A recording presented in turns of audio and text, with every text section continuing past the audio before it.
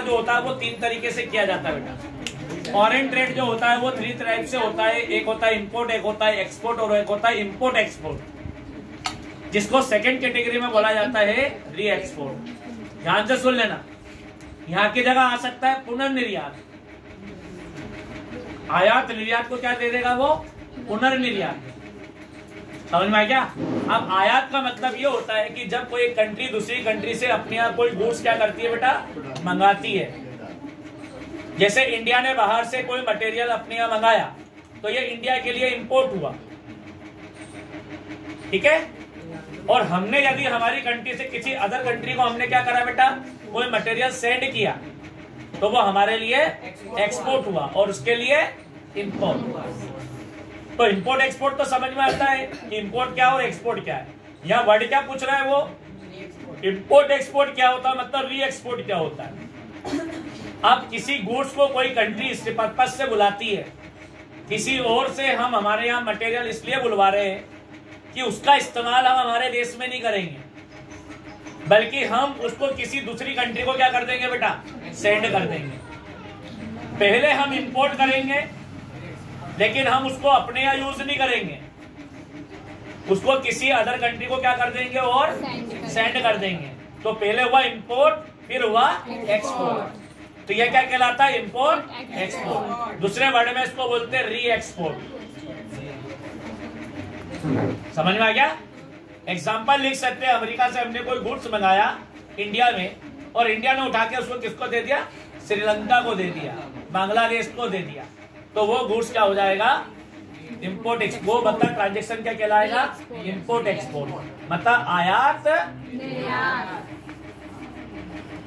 यदि डेट्स लगा दे आयात और निर्यात किसे कहते हैं और वर्ड लगा जाए तो आयात का एग्जांपल दे देना, निर्यात का एग्जांपल दे देना, ठीक है बेटा।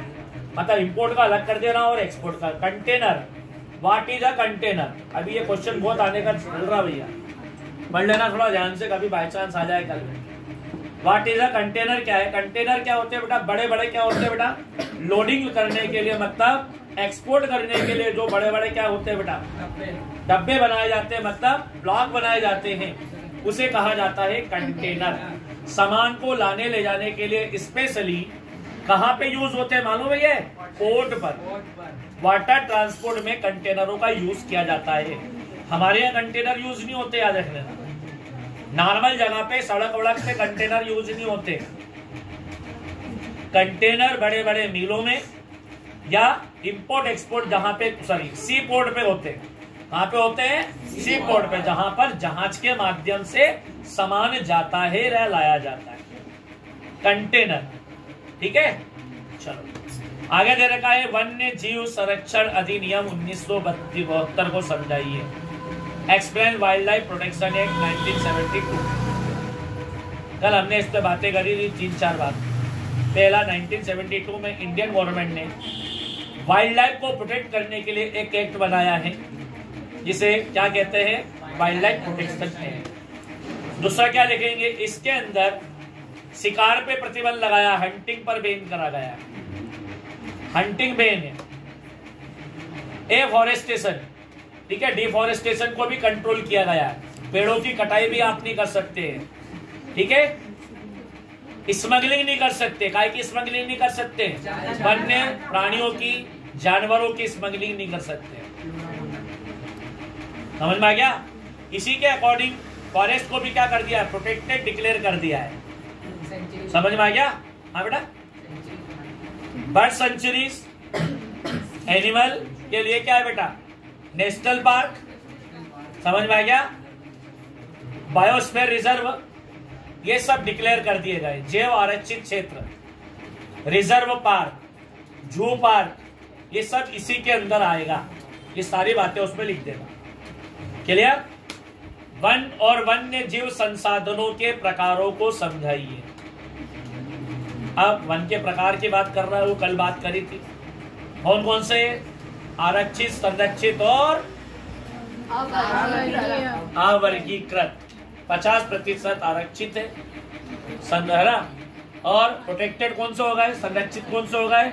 जो खत्म होने वाले हैं, ठीक है। फिर कौन सा बताया मैंने लास्ट है? अनक्लासिफाइड। तो चारों तरफ अपने सामने मौजूद है। उसी प्रकार वन्य प्राणी को भी कैटेगरी में डिवाइड किया है, प्रोटेक्टेड, वही रिजर्व, यही लिख देना आप तो। वन्य प्राणी भी इसी में क्या है बेटा, कैटेगरीज में।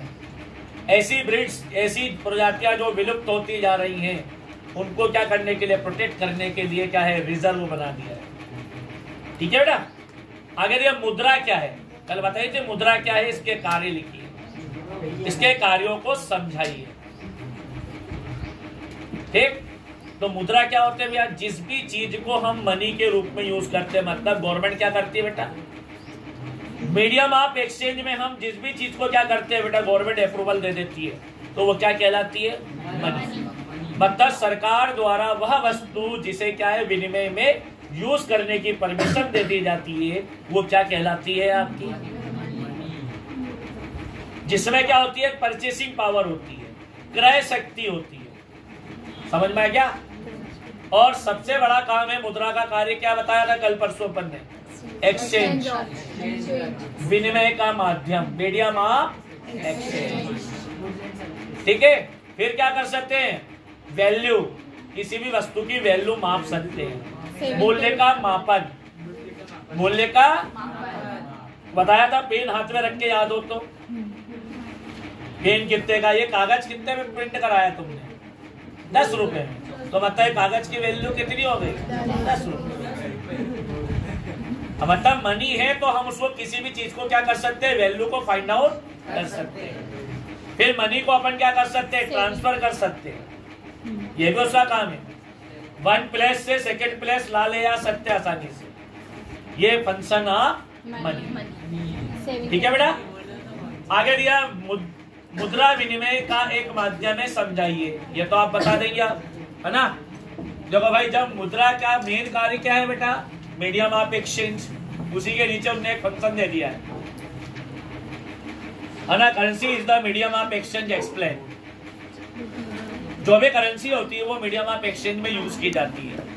पहले क्या था, वस्तु विनिमय किया जाता था, जिसमें बड़ी प्रॉब्लम आती थी, लेकिन अब हम क्या करते हैं बेटा, आसानी से वस्तुओं का क्या कर देते हैं, लेन देन कर लेते हैं। आप चाहो तो एग्जांपल लिख दो कि मुझे गेहूं की जरूरत है, मेरे पास पैसे पड़े हैं, मैं गेहूं वालों को पैसे देकर के क्या है भैया, गेहूं खरीद लिया, गेहूं वाले को और कुछ की जरूरत है, उनने पैसे देके वो चीज खरीद लिया। ये एग्जांपल डाल दोगे आप नॉर्मली मन से बना के, तो ये क्या हो जाएगा, मिनिमम चलो मीडियम ऑफ एक्सचेंज।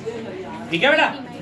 संघवाद क्या है, इसकी विशेषताएं लिखी है, ये भी कल अपन ने पढ़ा, जल्दी फटाफट देख लो। संघवाद, what is federalism, right its features. संघवाद क्या होता है, जहां पर गवर्नमेंट की पावर को एक से ज्यादा क्या करा जाता है बेटा, टीयर में डिवाइड किया जाता है। 2 से ज्यादा भागों में, 2 या 2 से ज्यादा भागों में क्या करा जाता है, इसे क्या कहते हैं, संघवाद या फेडरलिज्म।